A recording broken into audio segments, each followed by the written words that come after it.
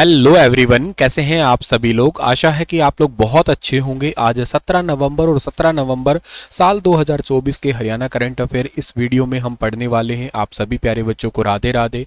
आइए हम लोग हमारे आज के इस वैल्यूबल सेशन की शुरुआत करते हैं। अगर आपने इस वीडियो को लाइक नहीं किया तो लाइक कर दिया करें भाई। आप देखो वीडियो देखते तो हैं, न जाने आप लाइक क्यों नहीं करते हैं। देखो इससे होगा तो कुछ नहीं, बस थोड़ा सा हौसला बढ़ जाता है, क्योंकि शायद आप लोगों को इस चीज़ का अंदाज़ा नहीं है, पर ये करंट अफेयर बनाना, रिकॉर्ड करना, इसमें थोड़े से तो एफर्ट लग ही जाते हैं। क्वेश्चन ढूंढना, क्रिएट करना, उनको प्रॉपर सेगमेंट में सेट करना। बस इस एफर्ट के बदले में छोटा सा आप लाइक कर देते हैं तो थोड़ा हौसला बढ़ जाता है। और ऐसा कुछ नहीं है कि सींग उग जाएंगे या पूंछ निकल जाएगी, है ना। तो खैर, बाकी आपकी इच्छा है। हरियाणा में साल 2024 के पहले 10 महीने के लिए कितना लिंगानुपात दर्ज किया गया है। तो 2024 के पहले 10 महीनों के लिए लिंगानुपात दर्ज किया गया है कितना। तो ये 905 लिंगानुपात जो है ना दर्ज किया गया है। कहने का मतलब है कि ये हमारा जो सेक्स रेशियो है ना वो लगातार गिरता जा रहा है। ऐसा नहीं होना चाहिए। तो इसके लिए कुछ कदम उठाए जा सकते हैं सरकार के द्वारा।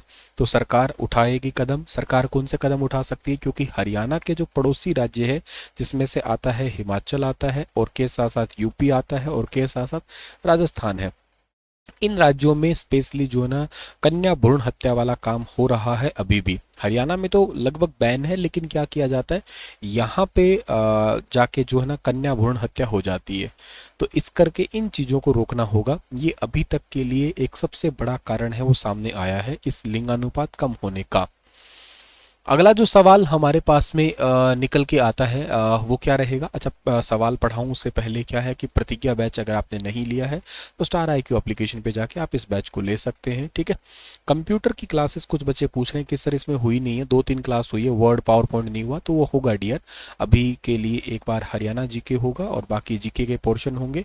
उसके बाद में हम कंप्यूटर को जो है ना वो कर रहे होंगे।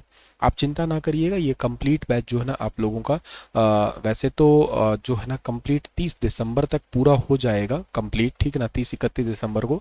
लेकिन इन केस अगर एग्ज़ाम पहले आता है तो मैं डैम श्योर हूँ नोटिफिकेशन जिस दिन भी आया उससे अगले 5 से 10 दिनों के अंदर जो है ना मैं इसको रैपिड फायर में कंप्लीट कर दूंगा। उसकी चिंता ना करें, सिलेबस का कंटेंट 101% पूरा होगा अच्छे से।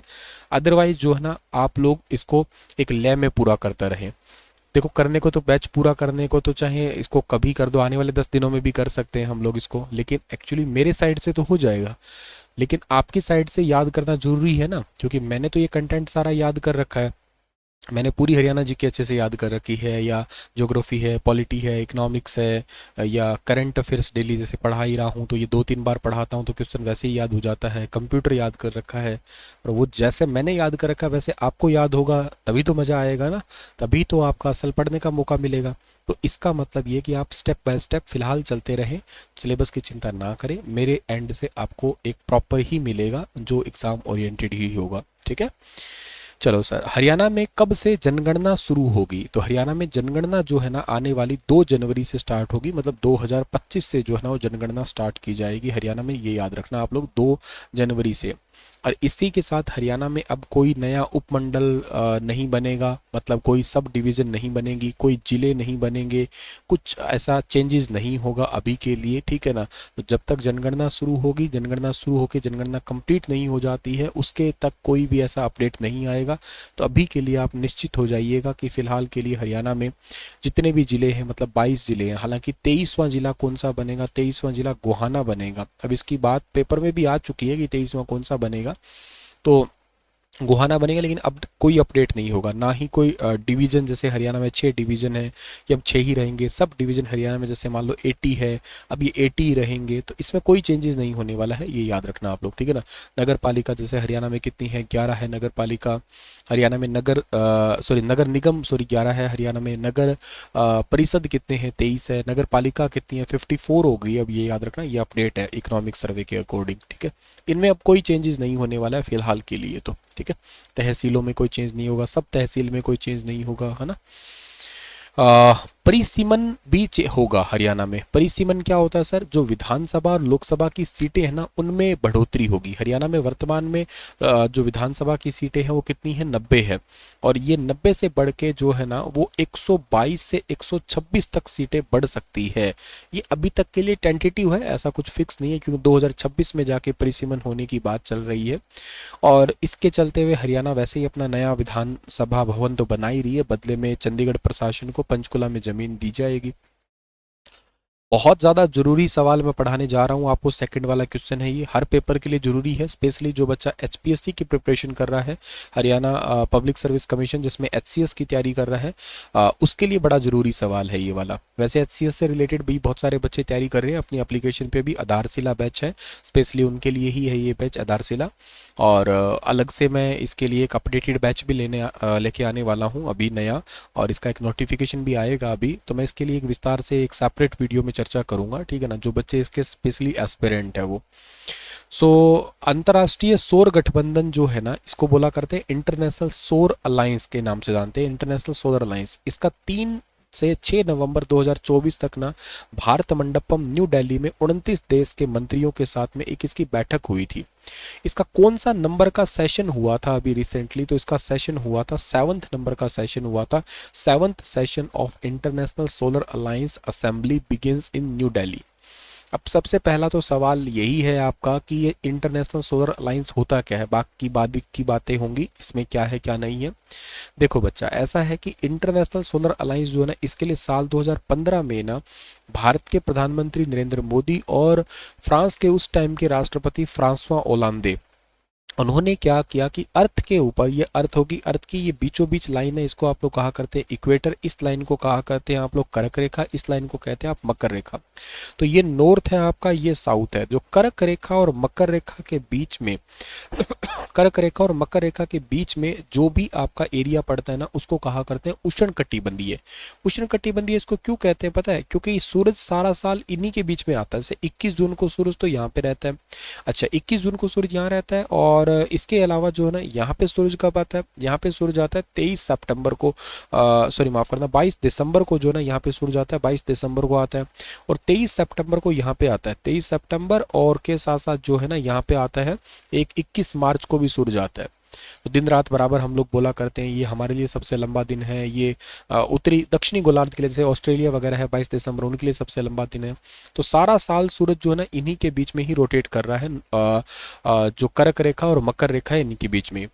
तो सोलर एनर्जी यहाँ पे भरपूर है, मतलब खूब बढ़िया सी यहाँ पे एनर्जी है सूरज की, तो क्यों ना इसका यूज किया जाए। ये फ्री एनर्जी है, रिन्यूएबल एनर्जी है, इसी के लिए ही ये इंटरनेशनल सोलर अलायंस बना था, और इसका हेडक्वार्टर अपने हरियाणा के गुरुग्राम में है, ये याद रख लेना आप लोग।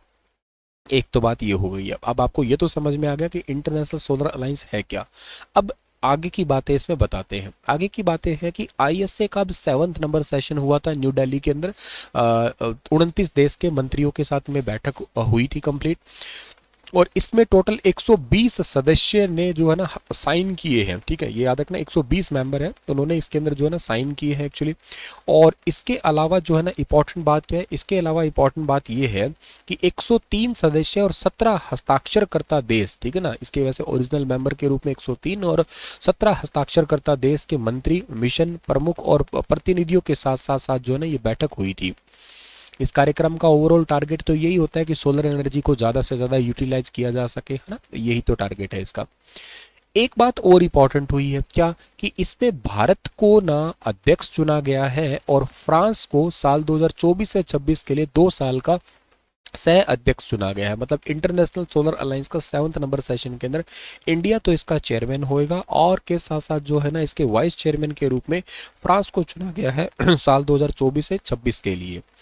और इसके अलावा भारत अध्यक्ष पद के लिए एकमात्र प्रतियोगी था, बाकी कोई और थे भी नहीं, और बाकी सह अध्यक्षता में फ्रांस, गणराज्य और ग्रेनेडा, इनके बीच में प्रतियोगिता हुई थी, पर जीता इसमें से फ्रांस ही था। इसके अलावा एक बात और इम्पॉर्टेंट आती है कि इंटरनेशनल सोलर अलायंस के 4 क्षेत्रीय समूह में अफ्रीका, एशिया, प्रशांत, यूरोप और कुछ लैटिन अमेरिका और कैरिबियन देश जो है ना वो भी इसमें शामिल किए जा चुके हैं। इसके अलावा इसमें कुछ और भी मेंबर है उपाध्यक्ष के रूप में, घाना, सेशेल्स, जर्मनी, इटली, यूरोप के, ऐसे कई और भी मेंबर है इसके अंदर शामिल है। सोलर एनर्जी के अंदर अगर हम बात करते हैं रोजगार वगैरह की बात करें तो 16.2 मिलियन नौकरी है जिनमें अकेले सोलर एनर्जी के अंदर है आने वाले टाइम में। इसमें से 86% नौकरियां सिर्फ 10 देशों में ही हैं और इन फ्यूचर का टारगेट है कि 2030 तक लगभग जो है ना वो 5457 और 7203 गीगावाट के बीच में जो है ना सोलर एनर्जी को पहुंचाने का टारगेट है लगभग। ये पेरिस समझौते में ही हुआ था। पेरिस 2015 में COP 21 हुआ था, यानी कि कॉन्फ्रेंस ऑफ पार्टी 21 था, उसके अंदर इस को लागू किया गया था और लागू ये किया गया था इसीलिए ही कि ताकि रिन्यूएबल एनर्जी को बढ़ावा दिया जा सके। और इसके महानिदेशक आशीष खन्ना, अब इस पे भी बात करने वाला हूं मैं। इसका हेडक्वार्टर गुरुग्राम में है और इसके जो एक्चुअली जो साइन कर चुके हैं कंट्री वो टोटल 120 देश हो चुके हैं। इसी से रिलेटेड है कि इंटरनेशनल सोलर अलायंस के अभी नए डायरेक्टर जनरल किसे चुना गया है, तो ये याद रखना आशीष खन्ना। एक बात याद रखना, इनको चुना गया है आशीष खन्ना को तीसरा महानिदेशक, लेकिन फिलहाल के लिए अजय माथुर ही है। अब अजय माथुर की जगह लेंगे। अजय माथुर का कार्यकाल कब तक का हुआ है, वो है मार्च 2025 का। तो ये याद रखना वर्तमान में तो अजय माथुर है, लेकिन मार्च 2025 से आशीष खन्ना जो है ना वो अगले महानिदेशक होंगे। तो ये जरूर याद रखना। आशीष खन्ना को दक्षिण एशिया, पश्चिम एशिया, उत्तरी अफ्रीका और सहारा अफ्रीका के 15 से ज़्यादा विकासशील देशों में निजी और सार्वजनिक क्षेत्र में ऊर्जा के विकास में 26 से ज़्यादा सालों का अनुभव है। तो इस करके इनको अभी अपॉइंट किया गया है। वर्ल्ड बैंक के पश्चिम और मध्य अफ्रीका कार्यक्रम के रूप में अपनी वर्तमान भूमिका ये निभा रहे हैं। 2030 तक अफ्रीका में 300 मिलियन लोगों तक ऊर्जा पहुंच के लिए मिशन 300 का नेतृत्व भी यही कर रहे हैं एक्चुअली। तो कई सारे कार्यक्रम में जो है ना ये हिस्सा ले रहे हैं और रिन्यूएबल नॉन रिन्यूएबल एनर्जी के रूप में भी जो है ना ये वर्ल्ड बैंक के साथ में मिलकर भी काम कर रहे हैं। ठीक है, तो काफ़ी ज़रूरी सवाल था, ज़रूर याद रखना आप लोग। कुछ क्वेश्चन आप लोगों को बहुत इंपॉर्टेंट है जो रिवाइज होने चाहिए कि किस पुलिस स्टेशन को हरियाणा में सर्वश्रेष्ठ पुलिस स्टेशन का खिताब मिला। तो ये बड़ी पुलिस स्टेशन है जो कि कहाँ पे पड़ता है, ये पड़ता है हरियाणा के सोनीपत डिस्ट्रिक्ट का पुलिस स्टेशन है। ये याद रखना आप लोग, हरियाणा के सोनीपत का पुलिस स्टेशन है, बेस्ट पुलिस स्टेशन का दर्जा मिला। एशियाई कुश्ती चैंपियनशिप में हरियाणवी पहलवान राधिका ने कौन सा पदक जीता था, तो इन्होंने जीता था सिल्वर मेडल जीता था। हरियाणा के किसी भी फिल्म निर्देशक की पहली बॉलीवुड हिंदी फिल्म कौन सी रिलीज की गई है, तो ये है the last girl. Option number B इसका ठीक है हमारा। MS स्वामीनाथन अवार्ड से किसे रिसेंट सम्मानित किया गया है, BR कंबोज। और ये कौन सी यूनिवर्सिटी के VC है, HAU का मतलब क्या है सर, HAU का मतलब है हरियाणा एग्रीकल्चर यूनिवर्सिटी। इसकी स्थापना कब हुई थी, इसकी स्थापना हुई थी 2 फरवरी को, 2 फरवरी 1970 को इसकी स्थापना हुई थी। इस यूनिवर्सिटी के VC का नाम BR कंबोज है। ये पहले किसका पार्ट थी, पंजाब एग्रीकल्चर यूनिवर्सिटी का पार्ट थी जो कि लुधियाना में है, ये याद रखना आप। ये यूनिवर्सिटी हिसार में है, जो HAU की बात कर रहा हूँ मैं।